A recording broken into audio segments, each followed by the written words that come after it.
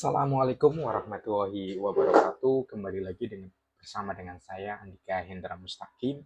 Kali ini kita akan mendiskusikan salah satu isu yang berkaitan dengan amandemen Undang-Undang Perlindungan Konsumen ya. Amandemen. Jadi ada semacam perubahan di mana Undang-Undang tahun 2009 ya, Undang-Undang di tahun 2009 nomornya Undang-Undang nomor 8 tahun 99 tentang Undang-Undang Perlindungan Konsumen ini kan sudah terlalu udah terlalu kadaluarsa karena udah hampir 25 tahun ya, udah hampir 2 dekade lebih di mana sudah terjadi banyak perubahan, terutama perubahan berkaitan dengan ekosistem digital, ekosistem bisnis dan lain sebagainya. Kali ini berkaitan dengan komunikasi perlindungan konsumen, dan ini menjadi salah satu bahan yang sangat penting berkaitan gimana kita melindungi konsumen dan bagaimana perusahaan juga bisa melindungi customer-nya dan bagaimana negara juga bisa melindungi negaranya, di mana adalah munculnya tren desain desain digital manipulation ya, desain digital manipulation di mana manipulasi seperti video sebelumnya itu saya pernah bahas manipulasi algoritma, tetapi dalam desain desain based manipulation ini adalah merupakan upaya dari manipulasi yang dilakukan oleh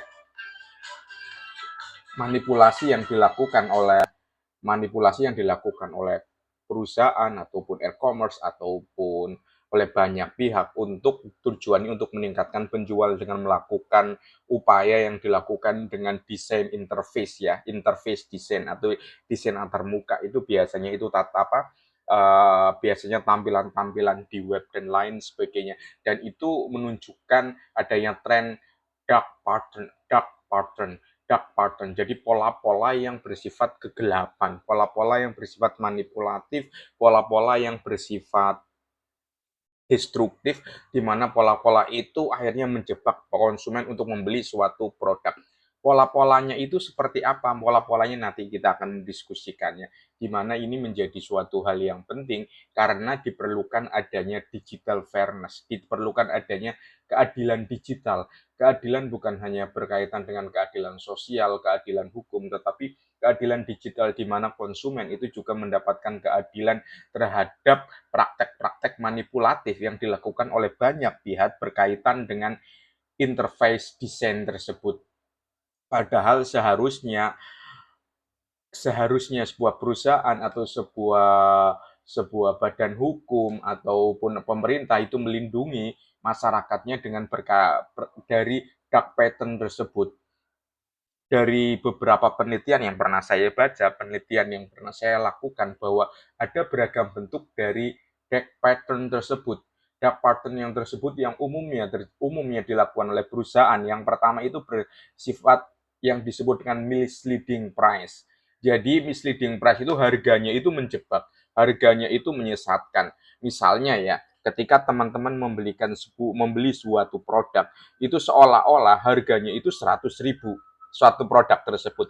Tetapi nanti ketika transaksi atau ketika mau check out, harganya itu hanya 80.000. Jadi teman-teman itu mengalami suatu kejutan hingga seolah-olah kok harganya lebih murah, harganya kok lebih harganya ada diskon, ada potongan diskon, jadi back pattern, jadi misleading price. Padahal dari harga 180.000 itu hanya merupakan suatu hal yang menyesatkan, itu hanya merupakan suatu jebakan saja, dan itu bukan, istilahnya itu hanya trik marketing saja. Padahal di situ itu ketika tujuannya itu kan membuat suatu kejutan sehingga masyarakat atau konsumen melihat bahwa oh ini terjadi suatu diskon ya kan, oh ini ada potongan ini, potongan ini, potongan ini gitu. Jadi itu adalah seolah-olah akhirnya masyarakat itu kan membeli, dan praktek umumnya itu memang dilaksanakan di e-commerce, mulai dari berbasis e-commerce yang dari luar negeri maupun e-commerce yang ada di Indonesia. Dengan demikian itu menunjukkan bahwa mereka produsen itu ataupun penjual itu menyampaikan informasi harga itu dengan tidak sesuai dengan kondisi yang sebenarnya. ya kan? Padahal padahal harga 80.000 dari 100.000 tersebut itu merupakan harga yang memang sebenarnya itu harga dengan sama dengan di pasaran. Bisa aja di pasaran itu 70.000, 60.000 gitu. Jadi ada upaya untuk apa ya? Potongan harga itu seolah-olah itu menjadi suatu ilusi. Jadi seolah-olah memberikan keuntungan pada konsumen, padahal itu tidak memberikan keuntungan kepada konsumen. Padahal dengan demikian seharusnya konsumen itu mendapatkan perlindungan dengan mendapatkan perbandingan harga yang lebih istilahnya perbandingan harga yang lebih proporsional atau lebih rasional dengan kompetitor lainnya.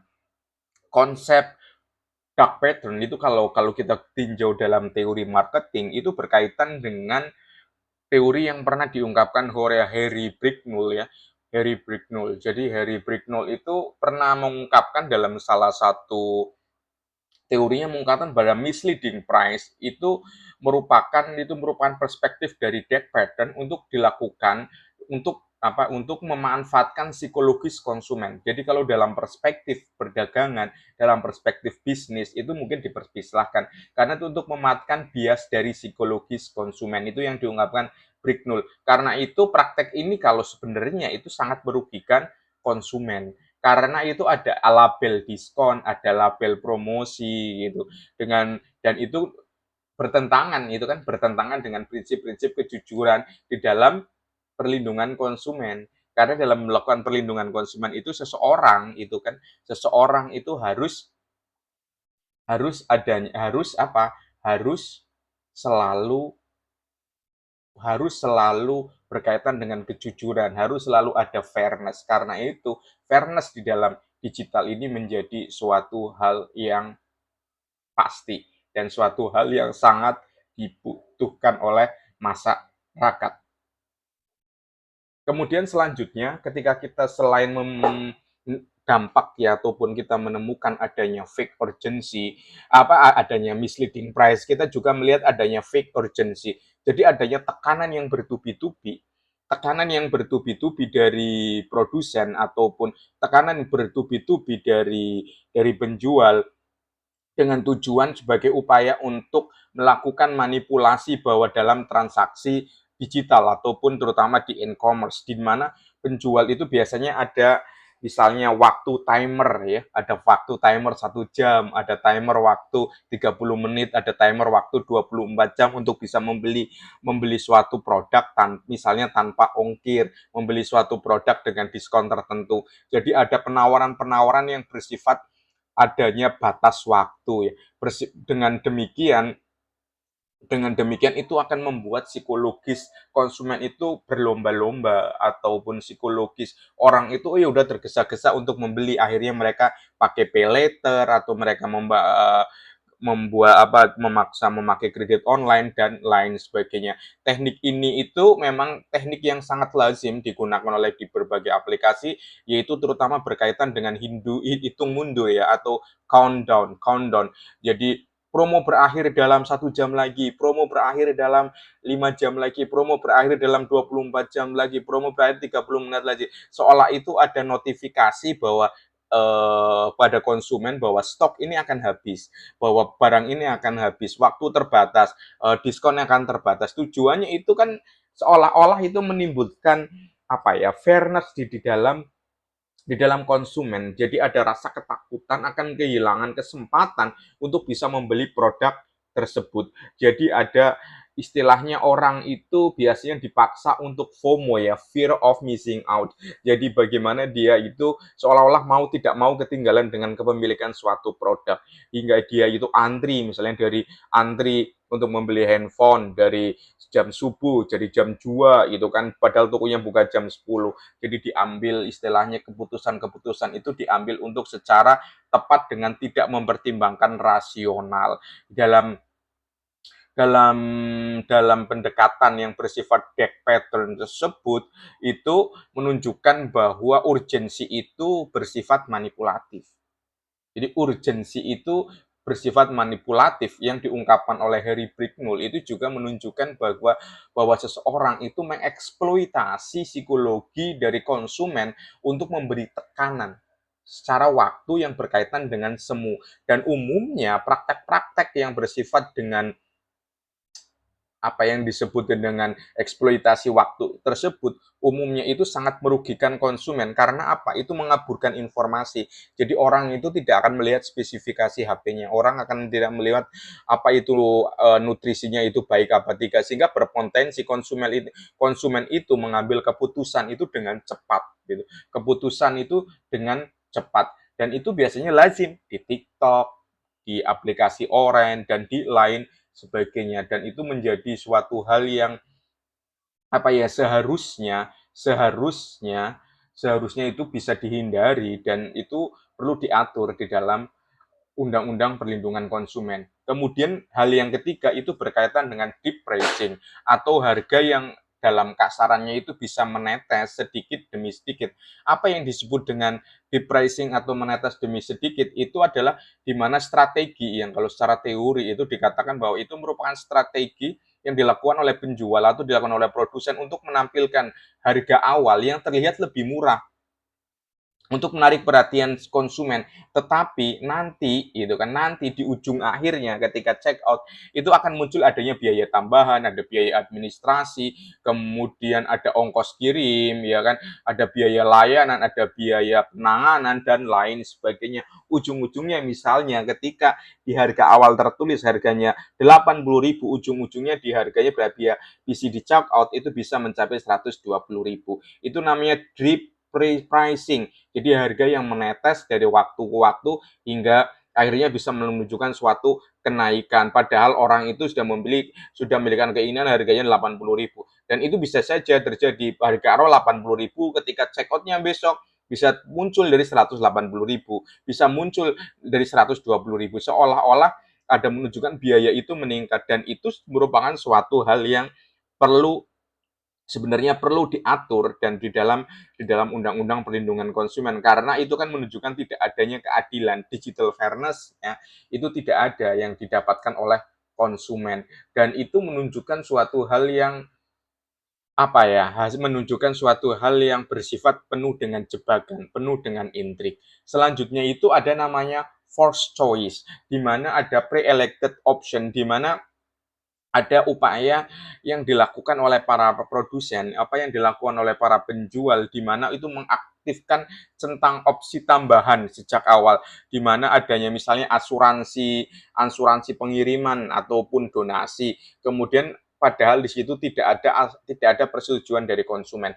Jadi misalnya di situ kan ada biaya asuransi pengiriman, padahal itu adalah opsi-opsi yang sebenarnya tidak dipilih oleh konsumen tetapi sengaja oleh produsen ataupun oleh aplikator itu diaktifkan tanpa persetujuan dari konsumen sehingga itu forced choice itu menjadi pilihan terburuk menjadi pilihan terburuk. Akhirnya pelayanannya tidak maksimal dan pembayaran akan menjadi meningkat sehingga itu ada upaya itu dalam tanda kutip itu namanya pemaksaan halus ataupun penipuan-penipuan yang halus karena konsumen itu dipaksa untuk membayar biaya tambahan padahal dia tidak memilihnya secara sadar, dia tidak memilihnya itu tanpa mengetahui karena itu adalah merupakan opsi-opsi yang ditentukan oleh secara langsung oleh produsen ataupun aplikator. Terus bagaimana sih solusinya dalam Undang-Undang Perlindungan Konsumen? Maka itu diperlukan amandemen Undang-Undang Perlindungan Konsumen dengan berbasis perlindungan konsumen untuk melindungi dari praktek-praktek manipulatif tersebut. Di mana syaratnya? Yaitu para pelaku usaha wajib memberikan informasi secara detail, memberikan informasi secara jelas, memberikan informasi secara adil tentang produk yang dijualnya. Sehingga dengan demikian tidak ada tindakan yang bersifat manipulatif dalam hal ini dalam hal ini diperlukan suatu undang-undang. Ketika itu kenapa diperlakukan undang-undang dalam perlindungan konsumen untuk melindungi dari bahaya dark pattern tersebut karena ketika itu terjadi maka berapa triliun uang yang akan digeser ataupun istilahnya ditarik dari masyarakat dari hal-hal yang dari hal-hal pendekatan-pendekatan yang manipulatif tersebut, sehingga diperlukan upaya amandemen Undang-Undang Perlindungan Konsumen yang lebih memperhatikan bagaimana membuat ekosistem dari e-commerce tersebut lebih sehat, sehingga upaya-upaya ataupun penipuan dengan model dark pattern, yaitu seperti tadi ya, misleading price, harga yang menyesatkan, kemudian fake urgency, tekanan waktu yang terus bertubi-tubi dan padahal itu palsu, kemudian adanya data trip pricing, harga yang terus menetes yang padahal bisa menunjukkan harga yang naik terus-menerus karena hanya faktor waktu. Kemudian ada forced choice, bagaimana ada pre-listed option, di mana ada opsi-opsi tertentu yang mewajibkan konsumen untuk membeli suatu produk dengan tujuan seperti asuransi dan lain sebagainya. Itu bisa dihindari, di mana dengan demikian Undang-Undang Perlindungan Konsumen itu bisa memberikan suatu jaminan atau digital fairness kepada konsumen di seluruh Indonesia. Demikian penjelasan saya berkaitan dengan amandemen Undang-Undang Perlindungan Konsumen. Terima kasih banyak. Teman-teman jangan lupa ketika ada pertanyaan, saya akan kasih opinimu di kolom komentar, subscribe, dan lain sebagainya. Terima kasih. Assalamualaikum warahmatullahi wabarakatuh.